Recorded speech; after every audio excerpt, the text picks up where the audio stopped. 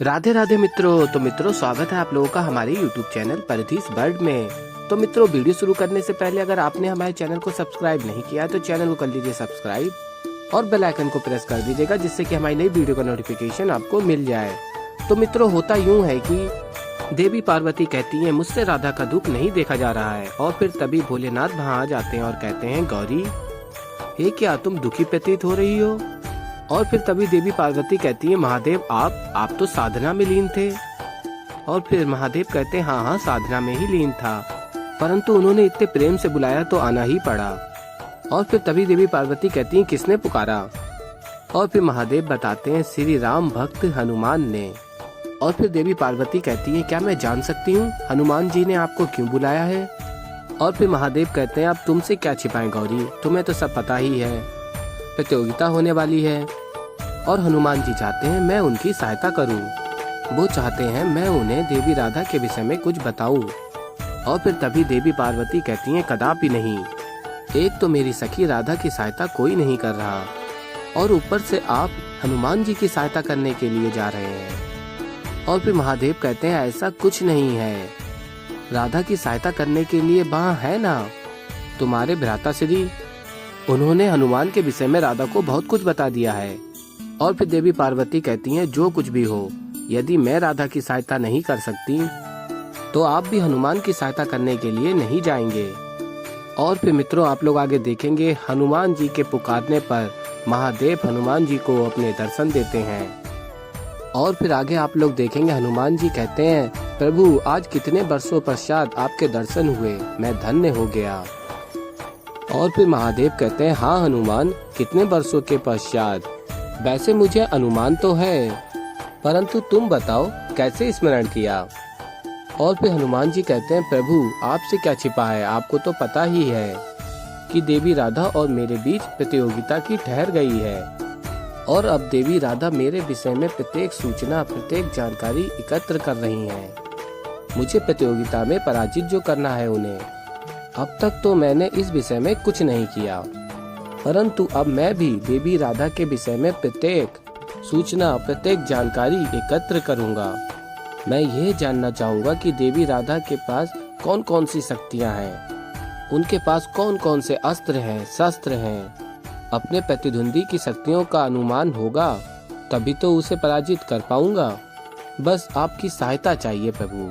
और फिर तभी महादेव कहते हैं कि मैं समझ सकता हूँ हनुमान तुम्हारी दुविधा, और कहते हैं परंतु मैं तुम्हें अपनी दुविधा कैसे बताऊं?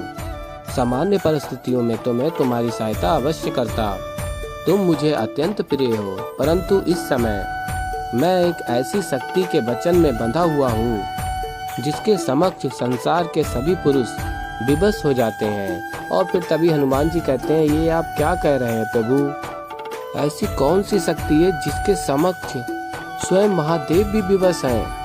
और फिर महादेव कहते हैं तुम नहीं समझोगे हनुमान, तुम ब्रह्मचारी हो। और फिर हनुमान जी कहते हैं परंतु प्रभु मेरी प्रतियोगिता का क्या होगा? और फिर महादेव कहते हैं वो भी है। फिर कहते हैं देखो हनुमान, मैं तुम्हारी सहायता तो नहीं कर सकता, परंतु इतना अवश्य बता सकता हूँ कि देवी राधा के पास एक अत्यंत शक्तिशाली अस्त्र है, एक ऐसा अस्त्र जिससे तुम परिचित भी नहीं हो और जिसके विषय में तुम कुछ नहीं जानते, और यही अस्त्र है देवी राधा की सबसे बड़ी शक्ति। और फिर तभी हनुमान जी कहते हैं हे प्रभु आपने इतना भी बता दिया, यही पर्याप्त है। और फिर मित्रों, आप लोग आगे देखेंगे कि कृष्ण जी कहते हैं द्वारिका वासियों, मुझे ज्ञात है आप सभी राधा को ही परम भक्त मानते हैं, किंतु कौन है सर्वश्रेष्ठ भक्त, कौन है परम भक्त, ये प्रतियोगिता के बाद ही ज्ञात होगा। मैं बस यही चाहता हूँ कि आप सभी हनुमान जी को उचित और समान अवसर दें अपनी बात कहने का। न केवल वो राधा के प्रतिद्वंदी हैं, वो हमारे अतिथि भी हैं। तो ध्यान लगा के देखिए, हो सकता है आज हमें हनुमान जी से कुछ सीखने को मिले। और फिर मित्रों, आप लोग देखेंगे लक्ष्मणा कहती हैं कि शाम ये देखिए अभी भी राधा मुस्कुरा रही हैं। और फिर शाम कहता है तुम निश्चिंत रहो लक्ष्मणा, राधा की ये मुस्कुराहट अधिक समय तक नहीं रहेगी, क्योंकि श्री हनुमान अत्यधिक शक्तिशाली हैं। और फिर आगे आप लोग देखेंगे कृष्ण जी कहते हैं हनुमान जी से क्या हुआ हनुमान जी, अभी तो प्रतियोगिता आरंभ भी नहीं हुई, आपके मुख पे ये चिंता के भाव। और फिर हनुमान जी कहते हैं नहीं नहीं, मैं कदापि चिंतित नहीं हूँ, मुझे चिंता करने की आवश्यकता क्यों है। मेरे प्रभु है ना श्री राम, मेरी प्रत्येक चिंता हर लेते हैं, इसलिए मैं चिंता मुक्त रहता हूँ। और फिर मित्रों आप लोग आगे देखेंगे कि कृष्ण जी कहते हैं प्रतियोगिता आरंभ की जाए। और फिर मित्रों आप लोग आगे देखेंगे दाऊ को पता चलता प्रतियोगिता आरंभ हो गई है और फिर वो गुस्सा करते हैं कि इस लक्ष्मण रेखा के कारण मैं बाहर नहीं जा सकता, प्रतियोगिता नहीं देख सकता। और फिर तभी कृष्ण जी बताते हैं दाऊ आप इतना क्रोधित क्यों हो रहे हो, स्पर्धा देखने के लिए यहाँ आने की क्या आवश्यकता है, आपके पास दिव्य दृष्टि है ना। और फिर बलराम दाऊ कहते हैं अरे हाँ ये तो मैंने सोचा ही नहीं। और फिर आप लोग आगे देखेंगे बलराम दाऊ अपनी दिव्य दृष्टि से देखते हैं और कहते हैं अति उत्तम, राधा का आत्मविश्वास तो चरम पर प्रतीत होता है।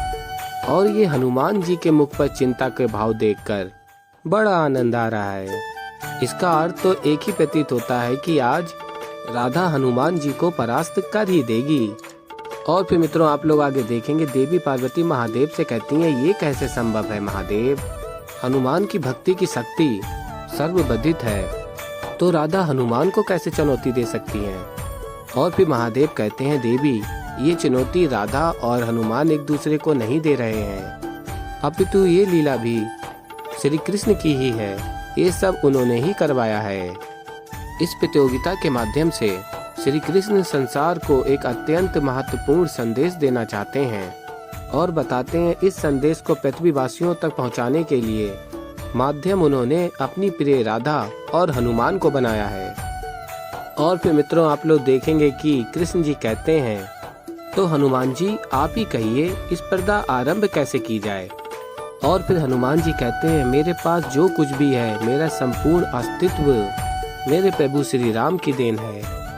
और फिर मित्रों आप लोग देखेंगे हनुमान जी अपनी 8 सिद्धियों के बारे में बताते हैं और उनकी शक्ति को ज्ञात करवाते हैं। और फिर आगे आप लोग देखेंगे हनुमान जी अपनी शक्तियों का परिचय दे रहे होते हैं। और फिर तभी कृष्ण जी कहते हैं हनुमान तो अपनी भक्ति प्रदर्शन से तुम्हें अत्यंत कठिन चुनौती दे रहे हैं राधा, और कहते हैं अब देखना ये है कि तुम अपनी भक्ति कैसे सिद्ध करती हो।